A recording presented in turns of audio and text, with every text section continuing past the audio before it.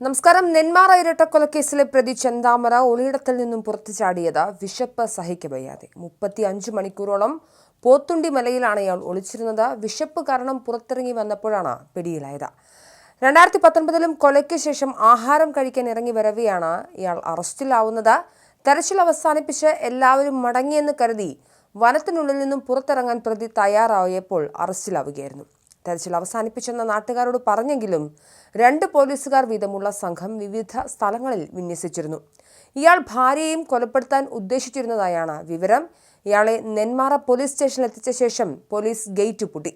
പ്രതിയെ പുറത്തിറക്കി വിടണമെന്നാവശ്യപ്പെട്ട് ജനങ്ങൾ വലിയ സംഘർഷം സ്റ്റേഷന് മുന്നിൽ തീർത്തു. ഗേറ്റ് തകർത്തും സ്റ്റേഷനകത്തേക്ക് കയറാൻ ജനം ശ്രമിച്ചതിനെ തുടർന്ന് പോലീസ് ലാത്തി വീശി.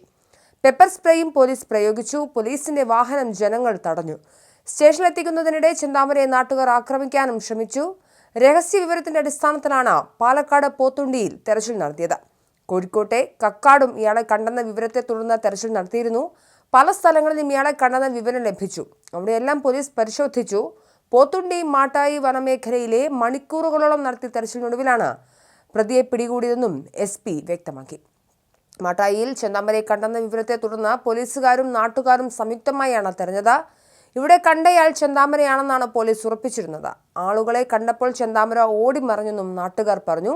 ഇയാൾ കോഴിക്കോട് എത്തിയതായും വിവരമുണ്ടായിരുന്നു. താഴെ കക്കാടിന് 5 കിലോമീറ്റർ ഉൾപ്രദേശത്ത് കണ്ടെന്നാണ് നാട്ടുകാർ പറഞ്ഞത്. കറുത്ത മുണ്ടും വെളുത്ത ഷർട്ടും ധരിച്ചയാളെ പന്നി ഫാമിന് സമീപത്താണ് കണ്ടത്. ഇത് തെറ്റായ വിവരമാണെന്ന് പോലീസ് സ്ഥിരീകരിച്ചു.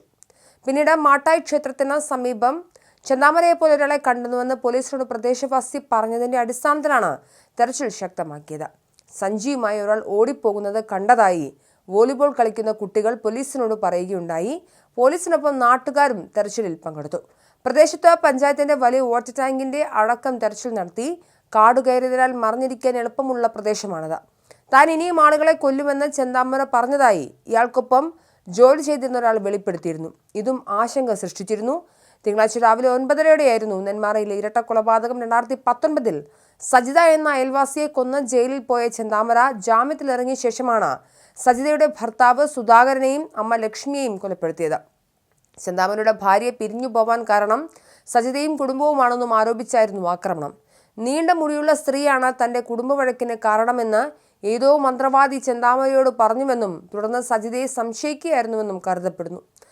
സജിതയോടുള്ള വൈരാഗ്യം നാട്ടുകാരോടും വീട്ടുകാരോടും വെച്ചു പുലർത്തിയതാണ് സുധാകരന്റെയും ലക്ഷ്മിയുടെയും കൊലപാതകത്തിലെത്തിയത്. ചെന്താമര തങ്ങളെ ഉപദ്രവിക്കുന്നുവെന്ന് കൊല്ലപ്പെട്ട സുധാകരന് ഭയമുണ്ടായിരുന്നു. ചെന്താമര ജാമ്യത്തിലിറങ്ങിയതിന്റെ പശ്ചാത്തലത്തിൽ ഡിസംബർ 29 പോലീസിൽ പരാതി നൽകിയെങ്കിലും നടപടിയൊന്നും ഉണ്ടായില്ലെന്നും സുധാകരന്റെ മക്കൾ അതുല്യയും അഖിലയും പറയുന്നു.